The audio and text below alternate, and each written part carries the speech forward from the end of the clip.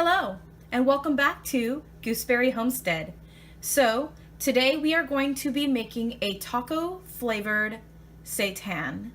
And I have some ingredients here prepared to put into the dish. Right here, I have 1 cup of gluten flour, and we will be putting in the rest of the ingredients now. I am going to be using 1 tablespoon of nutritional yeast, 1 tablespoon of, or I should say 1 heaping tablespoon of ground mushroom powder. I have 1 tablespoon of soy protein powder. And I'm also going to be adding in some cornstarch because I don't like to waste cornstarch that I already have purchased. So after I am completely out of my cornstarches that I have in my pantry, I will be going to like potato starch or a non-GMO variety. I do not believe this is GMO free. I would probably bet that it is 100% pure GMO. But I'm going to go ahead and use this because I'm not going to waste anything from my pantry. So I'm going to put 1 tablespoon of cornstarch into it.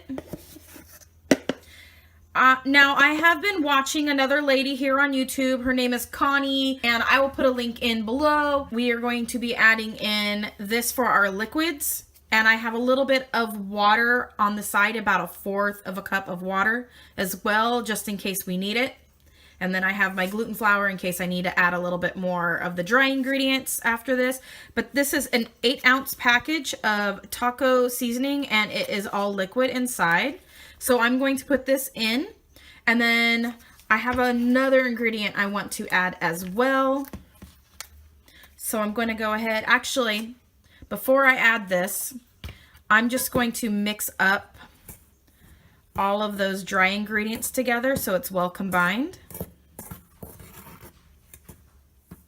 And go ahead and go check out Connie's YouTube channel. She has really awesome vegan recipes, and she's been really inspiring me to get creative in the kitchen to create more plant-based meals in my home, and I really love her channel, so you guys should go check her out.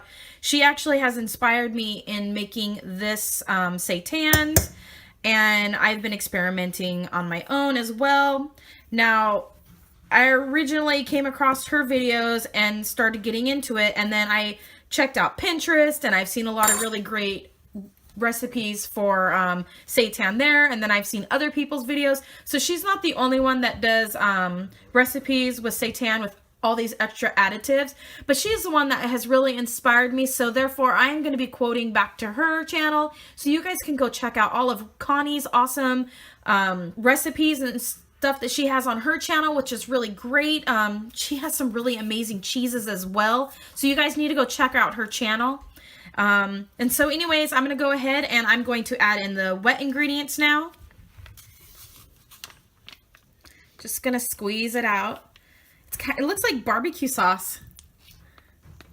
It smells really good. Oh, this is going to be really flavorful, you guys.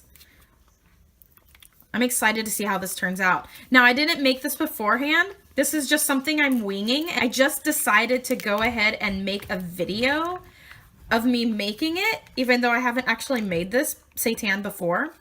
And so I have, though, used a cornstarch before, and I liked how it turned out. And I have some potato starch too in my pantry, but I want to use up all that cornstarch and get it out of my pantry. But I'm not going to waste it and throw it away, even though it's GMO, probably. I'm not going to say that it isn't GMO or that it is GMO, but it probably is. All right, I have a little bit of extra nutritional yeast on my counter here. Just going to toss that in there. All right, I'm going to move this aside. Now, I have this little ingredient here, this Maggi sauce seasoning. It's great in like soups and stuff. I'm just going to experiment with you guys. I'm just going to add a couple little splashes of that in there. Just a few. Not a lot, just a tiny bit. This flavoring is amazing in soups. Love it. I don't know if it's vegan or anything like that, but yeah, it's really great. I think you might be able to find it at Walmart. Sometimes you can find them in the Asian food stores as well. All right, so now I'm just going to use this, and I'm just gonna start mixing this up. And it's not like water consistency, so I probably will have to add some water in this now. Now I have 1/4 cup of water, but I think I'm actually gonna need more, so I'm gonna get 1/2 cup of water. And now we're just going to go ahead and add in 1/4 cup of water. And I still have my 1/4 cup off to the side here of water, just in case I need it. Oh, this smells really good, you guys. And it's true. What everybody has said, when you make your seitans, it's really good when you let your seitan rest a day. It has much better flavor. All right, I'm actually going to need more water. It looks like maybe actually another whole cup.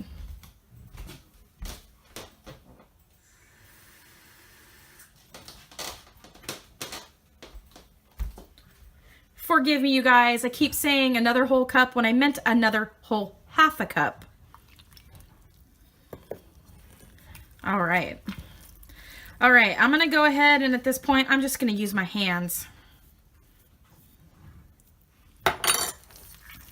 Because I have found that using my hands, oh, I'm spreading out the gluten flour at the bottom. I have found that when I use my hands, I end up with like a better seitan, because I can feel how much moisture's in it and how much more moisture I'm gonna need. Wow, I feel like I'm gonna need another 1/2 cup. I think this whole recipe is gonna actually end up being like 1.5 cups. I don't think that 1/4 cup's gonna do it, but let's go ahead and try the 4th cup. It might just do the trick. I might not need another 1/2 cup. Oh, that did the trick. It's sounding squishy. And I'm just gonna get both hands in this little bowl here. I'm just gonna squish it around. Super squishy sounding. It's not very quiet because I'm talking really loud, so it's not ASMR quality here, but I guess if you just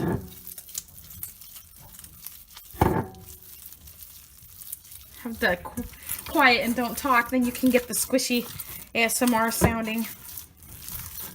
Now my mushroom powder that I used is not finely ground, and so therefore it's not going to be quite as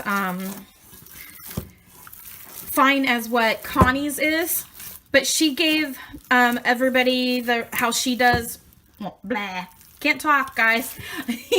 She has actually explained how she makes her mushroom powder. Basically, to make it, you just, put it in a blender and you just blend it up until it's powder. She does hers a little bit longer than mine.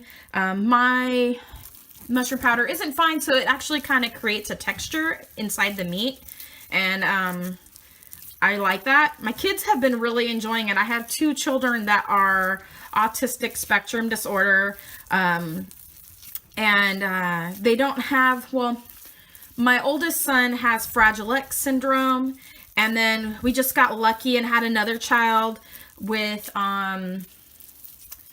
he got diagnosed with Asperger's, but the way he acts, I wonder if it's like, he might also have a touch of Tourette's with it, possibly, because his first diagnosis was ADHD, and then a couple of years ago when he was about 12 years old, they diagnosed him, while we were stationed in Germany, they diagnosed him with Asperger's because he was having fits at school and throwing himself to the ground, and he didn't even seem to care that his peers were even around him.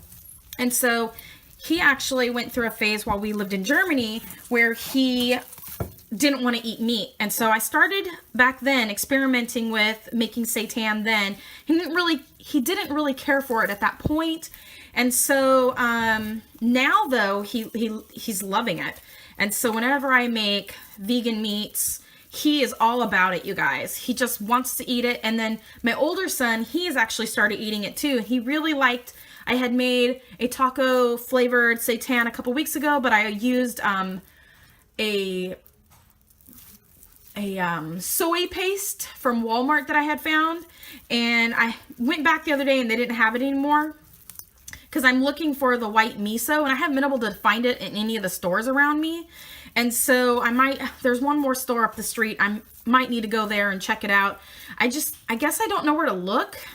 So anyways, so here's our log. I'm just going to go ahead and set it in my pan right here. I'm just going to let this sit for about, maybe 45 minutes to an hour, and I'm just going to let it rest. And we'll come back with, a broth and show you what I'm going to be doing on the stove. While our seitan rests, we are going to go ahead and start making our broth that it will simmer in.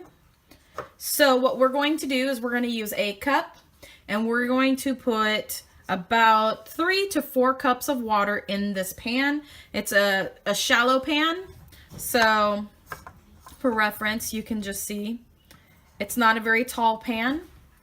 So I'm going to go ahead, I think I'm going to make I'm going to put about 4 cups, close to 4 cups.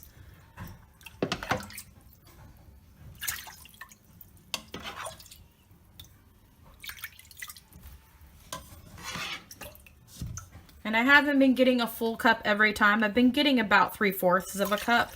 So I'm actually just going to go ahead and put in just a little bit more. Okay, so that's close to 4 cups. And then we will chop up an onion, and we will put an onion in.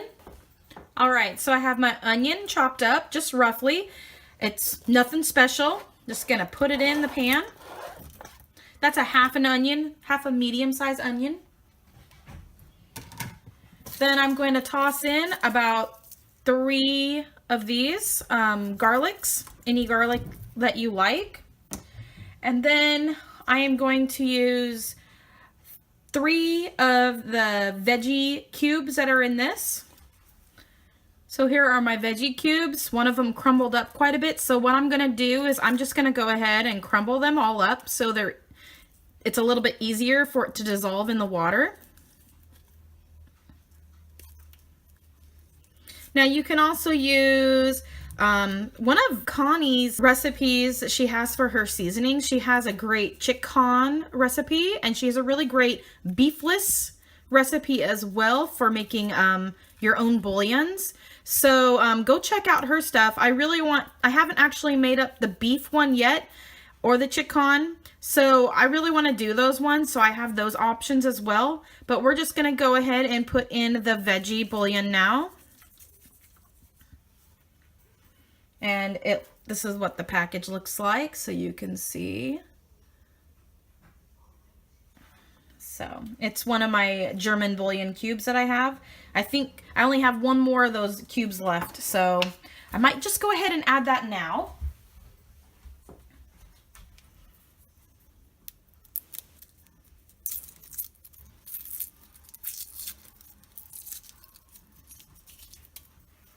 I'm just going to crumble it up in my hand. There we go. Now, I'm going to go ahead and use a little bit of this Maggi sauce again and just put a couple dashes in. Just like that. A little bit really flavors a lot in your recipes. All right, so now at this point, I'm ready to go ahead and put it on the stove and start boiling this and getting it to a simmer. Actually, I'm going to add in 1 bay leaf. I really like how the bay leaf adds flavor. So I'm just going to use my spoon here, and I'm just going to mix this around a little bit. Making a mess just a little bit. Splashing myself. All right, I mean, just a little bit of flavor goes a long way, you guys. You don't have to get overcomplicated with your stuff. See, our family is on a very limited budget, and so I just tried to use the minimal amount of ingredients that I possibly can, but also making it flavorful. And so garlic and onions is a great way to go for extra flavor. And then I just happen to have these cubes left, so I was gonna go ahead, I used those up, and now I only have left in my cupboard, I do have actually chicken bouillon and I have beef bouillon. If I make any more seitans, I will use that up. However, I will note that if I do a recipe, and you guys can opt out of adding those in, because like I've said before, I'm not vegan. I am transitioning into more of a vegetarian lifestyle.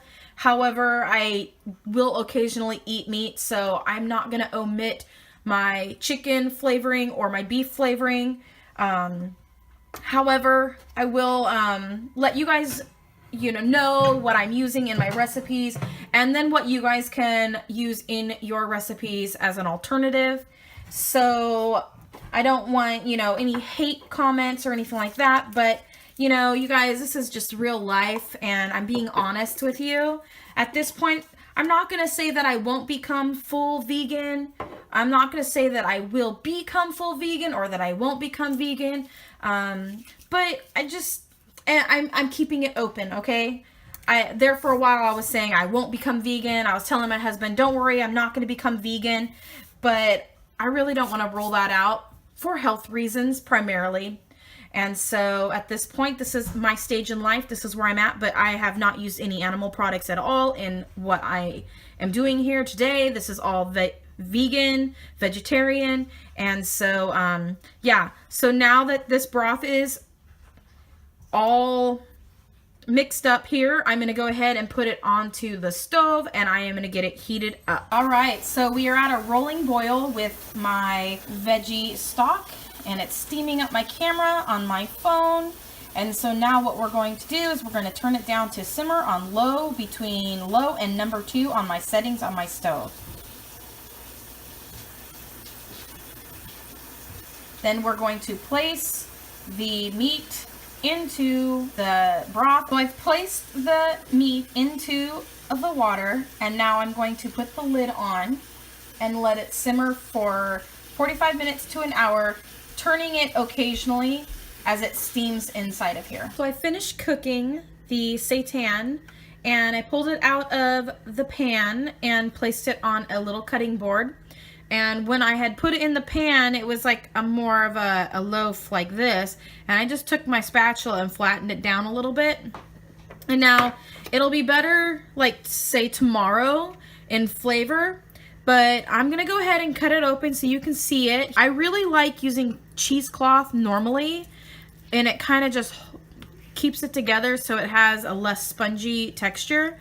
But the texture is not too awfully bad. It's really hot right now. There's some areas that are a little bit more dense, but I like cooking it with cheesecloth to keep the consistency better. But because I'm going to be preparing this chopped up and cubed, I don't really mind the texture so much. And it'll firm up in the fridge. I'm just going to go ahead and cube a little bit for my lunch right now. And I'm only going to take just a little bit of it, and I'm going to push this over just a little bit. And I'm just going to cube it. I'm going to put it in my noodles.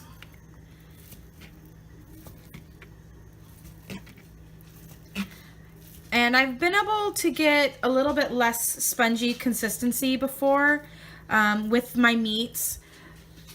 But I found that when I wrap it with cheesecloth, it restricts it from expanding as much when I'm cooking it. And so I need to go and get some more cheesecloth so that I can do that. And then it makes the texture on the inside a little less spongy and a little bit more firm. So anyways, thanks for watching my video, and go ahead and try this out. I would probably suggest adding 3 tablespoons of flour like Connie adds into her recipes. That also helps with denseness, and I forgot to put that in this meat. But I'm still going to use it. It's still going to be great. So anyways, you guys, thanks so much for watching my video. Like and subscribe. Click that bell button to see more videos like this. And have a great day. Bye!